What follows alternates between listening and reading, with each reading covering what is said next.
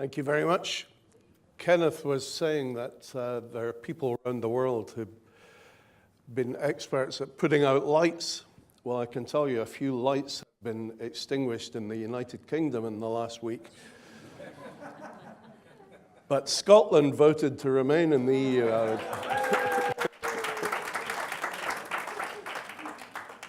You may not have noticed, amidst all of the tragedies that were taking place in the UK, that on Wednesday of this week, the Colloque report into the illegal war in Iraq was published. 2.5 million words, so I can't say that I've read all of it yet. But Colloque quite seriously laid the blame for the war at the door of Tony Blair. It was an investigation, a public inquiry called to look at the British involvement in that debacle.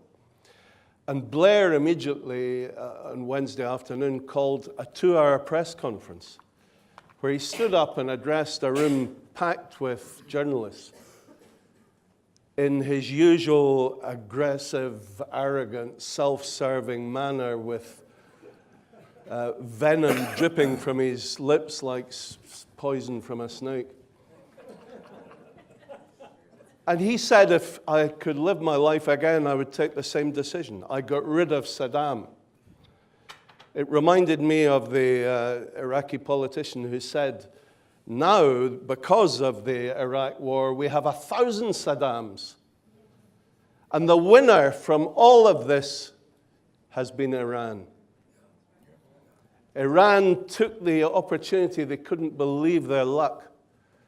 And when the cack-handed attempts at introducing democracy to the beleaguered people of Iraq after the invasion, when the West said, oh, we're going to show them how democracy works.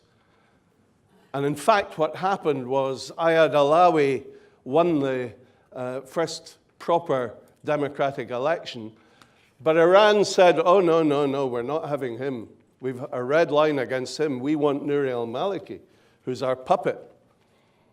And of course, in pathetic acquiescence, the West immediately, with America leading the way, said, okay, Nouri al-Maliki is our guy. He became the prime minister, venally corrupt, a man who has robbed his own people of billions of dollars to finance his own private armies, to coerce opponents of his Shia sectarian regime. And we preserved him in power for 8 years. And he started a genocidal campaign against the Sunni population in Iraq, encouraged and financed all the time by the Iranian regime.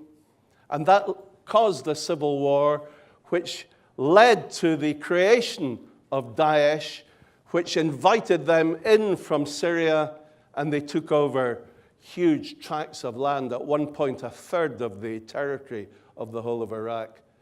And now, when the Obama administration is trying to explain to the world that, in fact, we're really pursuing a policy of isolationism and we want to withdraw completely from the Middle East because we've had our fingers burned repeatedly there. That, in fact, is quite untrue. The Obama administration right now is in total alliance with the Iranian regime.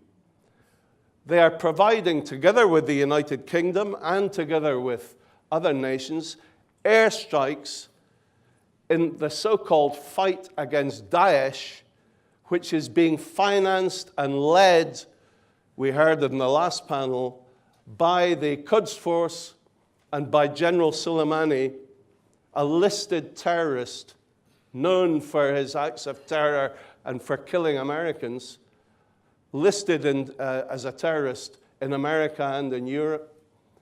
And he is proudly leading the Shia militias, 60 of them now, operating inside Iraq, because the Iraqi army has collapsed under the weight of corruption that it inherited. 60 Shia militias now wiping out the Sunni population. So when we hear that cities like Ramadi have been recaptured with the help of the Iranian regime and their backing of the Shia militias, and with the help of airstrikes from America, Britain, and other nations, what you don't see is that that once great city is now a smoldering ruin. Not a single building remains intact. They reckon now the population of that city, which used to have over 1 million Sunnis, has dwindled to about 1,500 elderly people, women and children. The men have simply disappeared. Then the same thing happened in Tikrit. The same thing happened in Fallujah. We have seen the systematic genocide of the Sunni population, and now we are turning our attention to the second biggest city in the whole of Iraq, Mosul, with a population of over 2 million Sunnis. And the Americans and the British have started airstrikes already around the suburbs of Mosul, helping the Iranians to get rid of Daesh from this city, but in fact, helping the Iranians to wipe out the Sunni population of Al-Anbar province and of the rest of Iraq, to the point where their hegemony is going to extend to embrace the whole of that region. We've heard earlier of how Iran funds and supplies 70,000 troops to Bashar al-Assad to keep his bloody regime going after 6 years of civil war and the death of tens of thousands of people. We've heard how the Iranian regime funds Hezbollah in Lebanon, the Houthi rebels in Yemen. They export terror. The nuclear deal that was done with them that released the billions of unfrozen assets, those assets have simply been rolled over into paying for more terror, to financing all of these Shia militias that are causing havoc inside Iraq. This is Iranian foreign policy in action, and it is disgraceful that the West thinks that they are helping the fight to oust Daesh from Iraq, when in fact they are helping in the genocide of the Sunni population. I share with the rest of my distinguished colleagues on this panel, I share the view that no dictatorial evil regime can last forever, and that this mullah regime is certainly on its last legs. It has overstretched itself financially in spreading terror around the region, around the whole of the Middle East.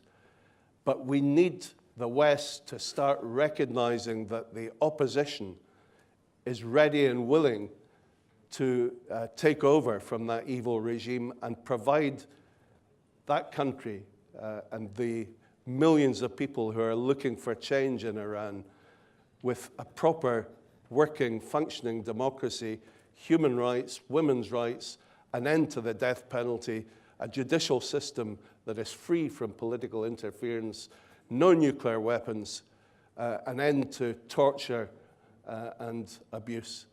That is a future that I certainly want to work for, and it's a future I look forward to, inshallah.